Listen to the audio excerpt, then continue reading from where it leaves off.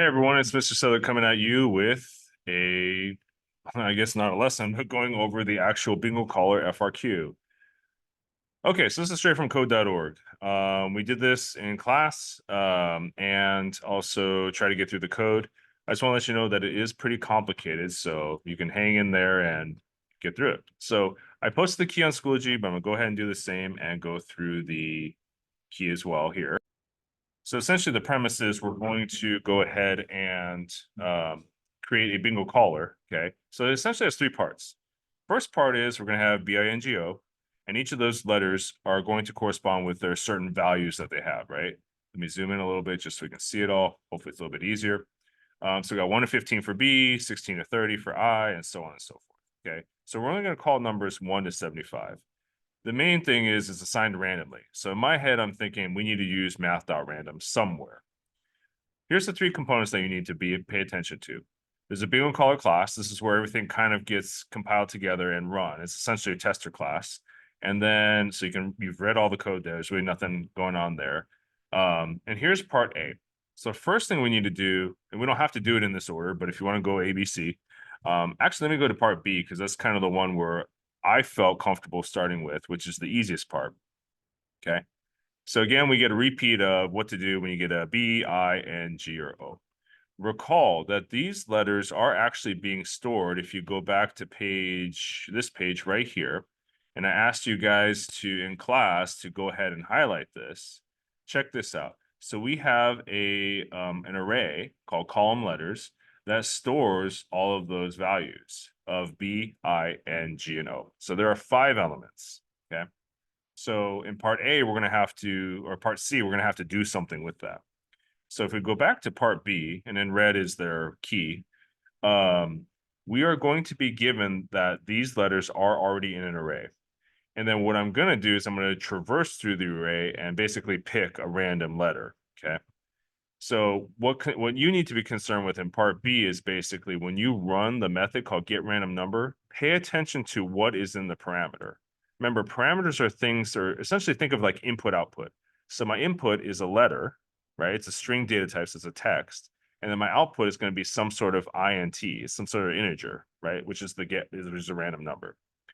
So thinking from that regard, or from that standpoint, a letter's coming in, and then a random value is going to come out. So some number. So I'm going to go ahead and declare that here. So int random value is me declaring that, hey, there's this number or there's this variable I need that's going to store an integer value. All right, now comes the fun part. We're going to use a series of 5 if, else if, or else statements, right? So we need 5 of those, 1 for each letter. Here's the difficult part that people are missing. People were close on this when I was helping you in class, but we are going to use this thing called letter. That is our input. That is the variable we need to use. So whatever is in this field is going to be the letter variable. So it could be B, could be I, could be N. Then I'm going to have this code check. And we need to use this equals method. We're going to use this variable that gets inputted, the parameter, and we're going to use that to call the equals method. So it's checking to see that the letter that I put in here matches letter B, or matches letter I, or N, G, or O, right? And then for each one of these, we're going to do this random value variable that we've declared here, and we're going to set it equal to the formula or the code for a random number, right? So remember the int in parentheses, that's going to cast, meaning math.random, which generates a random number between 0 and 0.99, is going to be multiplied by 15, right? So we're going to take math.random, multiplied by the range, which is the maximum minus the minimum, plus 1. And then at the end, we're going to add 1, which is the minimum, okay? So for each one of these, you should have the same range, right? Because it's a set of 15 numbers, and we're going to end with an else. So that's kind of the easy part. So for each one of these, we store the random value, okay? And at the end of it all, we're going to return random value. So that's that. Now we have an announcement. Okay, now that we know that math help is in room 230 and we have the code for part B, I'm now going to go back to part A. So part A seems difficult, but it's actually not too bad. Here's what's happening. I don't think we necessarily need this, but they tell us to do it. So all of my random number generators are going to generate a number between 1 to 75. Well, in the off chance that I get some random value that comes out as 0 or 100 or 1000, I need a way to actually return a false from that. That's what they want me to do. That code is being done right here. I think the reason code.org wanted to include this in the has been called method, which is going to take num is the variable, that's it, it's the parameter, and it's going to be an integer data type. Okay. So basically, if for some reason I'm able to get like 100 here as my argument, then I need a way to return false rather than having the code spit out an error, right? I still want this thing to run. So basically, if my number falls outside of 0 to 75, then it's going to return false. Otherwise, and this is another hard part, we have this array. In case you missed it, it's in this box right here. Do you see how we have private static Boolean numbers called? This is an array called numbers called. Okay, it's going to store Boolean, so true, false for each one of those. Okay, we need to use that array because if we, so let's say the number that we get, int num, is going to be 10. Okay, so what's going to do is it's going to say, hey, whatever that number is that we're taking in, go ahead and add it to this array called numbers called, and make sure to put that in the array number that corresponds to this. So 10 minus 1 will be 9. Okay, so we're going to go ahead and take, so again, if the number falls between 1 and 75, we're going to go to the else, right? Because this is going to be false. We're going to go to the else, and we're going to spit out, we're going to spit out this right here, numbers called brackets 10 minus 1 for my example. So numbers called brackets 9, right? That's going to be what's true.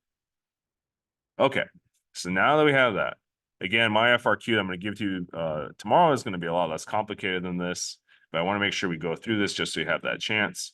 For the make call method, we have a public static string make call that we need to write. I realize there's no curly brace there, but whatever. In this case, what we're going to do, just to go through the instructions again, is we need to use those methods that we came up with, and we need to randomly select a column from the column letters array. It's not your typical bingo. Well, it is your typical bingo because in bingo you have a bunch of, slips of paper or balls or whatever that are, running around in a bin, and you grab one, pull it out, and it might be B4, right? Or B17 or whatever, or sorry, not B17, but I17. Okay. So the letter has to correspond with the number that gets chosen. The point is both the letter and the number are something to be chosen randomly. Okay, so to make this work, we need to first go over here and we need to use math.random again to pull out a random number. We're going to use that random number because we're going to set that equal to the index number so that when if say the random number I generate here happens to be 3, then I'm going to go to that array that was created way up here, right? And I'm going to go to element number 0, 1, 2, 3. So I would pick letter G. And then once I have that letter G, guess what? I'm coming down here to the get random number method. And I'm going to take that letter G and I'm going to go ahead and run the code that corresponds with G right here and pick that random number. And then finally, I'm going to assign the letter and the number together as a return or a string, or sorry, sort of system.out.println basically. Okay, going back to finishing off this code. So what's happening is we create a new variable called random index because we need to store this random number that's specific to common letters array here. Okay, if we don't store it there, then I'm not able to use that number. It just gets lost in the ether. So again, no difference here. We got int math.random, surprise, surprise. But watch what they did. And I don't necessarily agree with this, but they decided to use the array.length. A lot of you guys use the number 5 because the array column letters has 5 elements, right? So naturally, you and I would use 5. I think maybe in their practice, and I think it's a good idea actually. So what if we decide to rerun bingo, but instead make it like Bing or something, or this, or make it some other 4-letter word, right? That's appropriate. So I think to account for the possibility that the array could change, they want you to use the array name as opposed to a number here. Okay, so you have to keep changing it every time. So in order to actually access that random number, we need to create a random index, and then we're going to produce a string random letter. That's another variable that's going to store that letter because it's a text, in the common letters array, or it's going to look at common letters array, use that random number that we just generated, and then it's going to store that in random letter. Finally, we're going to get to int random number. Okay, this is another different random number than random index. This is going to execute that get random number method we just made using this random letter that we outputted. So this is where we're kind of compiling everything together and saying, hey, we're going to put all of the, we're going to call the random letter or get random number. We're going to go ahead and call a couple different methods here. A lot of people are getting bogged down in what happens, and I was the same way. What happens when you call a number and it's already been called and I add it to the array? How do we know? How does the program know that's already been called and won't access it again? That's where one final if-else statement comes into play. So we're going to use that has been called method again. Again, we're going to take that random number, say it's 17, and we're going to go ahead and use that random number and go ahead and store it in result. So I17, for example, has already been called. That's going to get stored in this variable called result. Okay, and it's going to return that result. Otherwise, you're going to go ahead and use that I17, right? And go ahead and set this equal to true. So what this does is in case, let's say I17 hasn't been called yet. So obviously this won't be true. Like this won't get triggered. It'll go to the else. So we're going to then put I17 in the result, and then we're going to go ahead and add that to this numbers called array. So this is this is the ability to go ahead and store the fact that 17 has been called already. Okay, anyways, that's that. And then finally, we're going to return that result. So now again, result, if it's been called, is going to either say I17 has already been called, or if it's never been called, it's just going to go ahead and produce I17, which is the result. And while I'm doing that, it's also going to store I17 in that numbers called array. Hope this helps. And again, the FRQ tomorrow will be a lot less complicated. So